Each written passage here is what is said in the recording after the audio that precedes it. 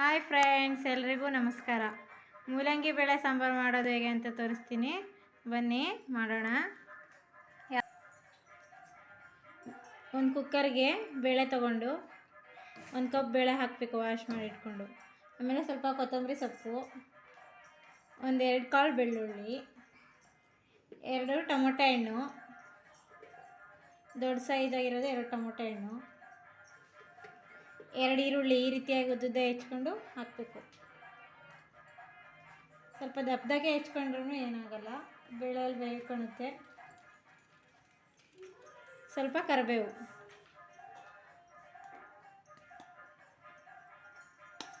ಸ್ವಲ್ಪ ಅರಿಶಿನ ಪುಡಿ,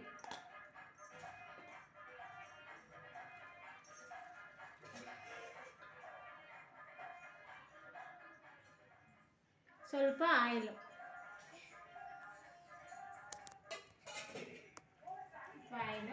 ಆಮೇಲೆ 1 ಗ್ಲಾಸ್ ನೀರು. ಬೇಳೆ ಬೇಯಕ್ಕೆ ಎಷ್ಟು ನೀರು ಬೇಕೋ ಅಷ್ಟು ಹಾಕ್ಕೋಬೇಕು.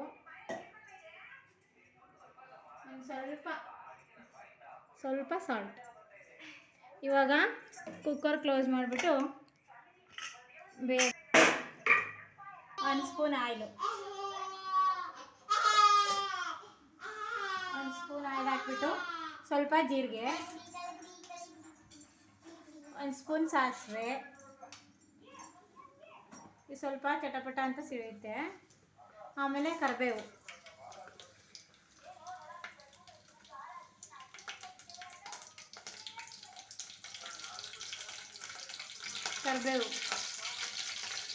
ಬೆಳ್ಳುಳ್ಳಿ,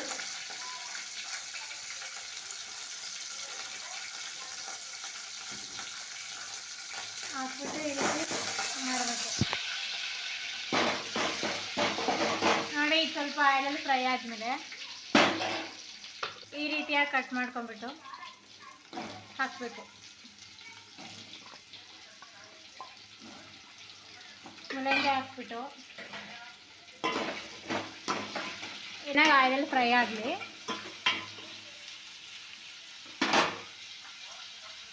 ಆಮೇಲೆ ಸಾಲ್ಟ್ ಸ್ವಲ್ಪ, ಮತ್ತೆ ಈ ರೀತಿ ಮಿಕ್ಸ್ ಮಾಡಬೇಕು.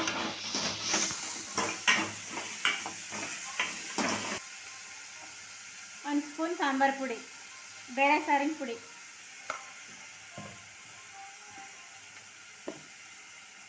ಒಂದು ಸ್ಪೂನ್ ಅಚ್ಕಾರದ ಪುಡಿ, ಇನ್ನು ಸ್ವಲ್ಪ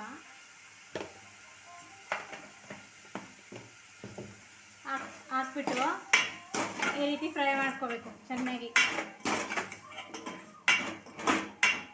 ಇದ್ರ ಜೊತೆನೇ ಹಾಕ್ಬಿಟ್ರೆ ಬೇಳೆ ಸಾಂಬಾರು ಪುಡಿ, ಅಚ್ಕಾರದ ಪುಡಿ ಜೊತೆಗೆ. ನೋಡಿ ಫ್ರೆಂಡ್ಸ್, ಯಾವ ರೀತಿಯಾಗಿ ಬೇಳೆ ಬಂದಿದೆ, ಪೂರ್ತಿ ಮ್ಯಾಶಾಗಿ ಚೆನ್ನಾಗಿ ಬೇಳೆ ಬಂದಿದೆ ಅಲ್ವಾ. ಇದನ್ನು ಇವಾಗ ಮೂಲಂಗಿ ಬೇಯಕ್ಕೆ ಹಾಕಿದ್ವಲ್ಲ, ಇದಕ್ಕೆ ಹಾಕಬೇಕು. ಬೇಳೆನ ಹಾಕ್ಬಿಟ್ಟು ಈ ರೀತಿ ಮಿಕ್ಸ್ ಮಾಡಬೇಕು. ಬೇಳೆ ಹಾಕ್ಬಿಟ್ಟು ಈ ರೀತಿ ಮಿಕ್ಸ್ ಮಾಡಬೇಕು. ಇನ್ನು ಕುಕ್ಕರಲ್ಲಿ ಸ್ವಲ್ಪ ಉಳ್ಕೊಂಡಿದೆ ಅಲ್ವಾ, ವೇಸ್ಟ್ ಮಾಡಬಾರ್ದು. ಇದಕ್ಕೆ ಸ್ವಲ್ಪ ವಾಟರ್ ಹಾಕ್ಬಿಟ್ಟು ಹಾಕಬೇಕು. ನೋಡಿ ಇವಾಗ ಯಾವ ರೀತಿ ಆಗಿದೆ ಸಾಂಬಾರಿಗೆ ಎಷ್ಟು ಜನಕ್ಕೆ ನೋಡ್ಕೊಂಬಿಟ್ಟು ವಾಟರ್ ಹಾಕ್ಕೋಬೋದು.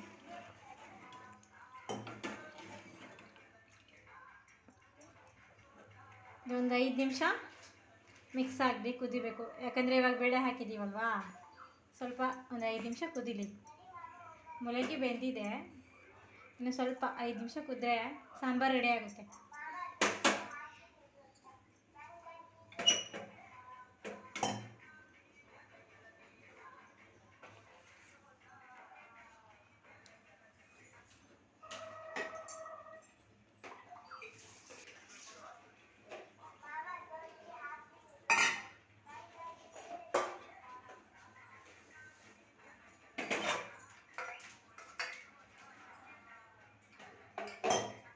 ಸ್ವಲ್ಪ ಮೇಲ್ಗಡೆ ಎಲ್ಲ ಆಯಿಲ್ ಥರ ಬಿಟ್ಟಿದ್ರೆ ಸಾಂಬಾರು ರೆಡಿಯಾಗಿದೆ ಅಂತ ಅರ್ಥ. ನೋಡಿ ಇವಾಗ ಸಾಂಬಾರು ರೆಡಿ ಆಯಿತು. ನೋಡಿ ಮೂಲಂಗಿ ಎಲ್ಲ ಯಾವ ರೀತಿ ಬೆಂದಿದೆ ನೋಡಿ ತುಂಬ ಚೆನ್ನಾಗಾಗುತ್ತೆ ಮತ್ತು ಬೇಗನೆ ಆಗಿಬಿಡುತ್ತೆ. 10 ನಿಮಿಷದಲ್ಲೇ ಸಾಂಬಾರು ರೆಡಿ ಆಗಿಬಿಡುತ್ತೆ. ಟ್ರೈ ಮಾಡಿ. ಹಾಗೆ ನನ್ನ ಚಾನಲ್ನ ನೋಡಿಬಿಟ್ಟು ಲೈಕ್ ಕೊಟ್ಟು ಸಬ್ಸ್ಕ್ರೈಬ್ ಮಾಡಿ. ಎಲ್ಲರಿಗೂ ಧನ್ಯವಾದಗಳು ಮತ್ತು ಥ್ಯಾಂಕ್ ಯು.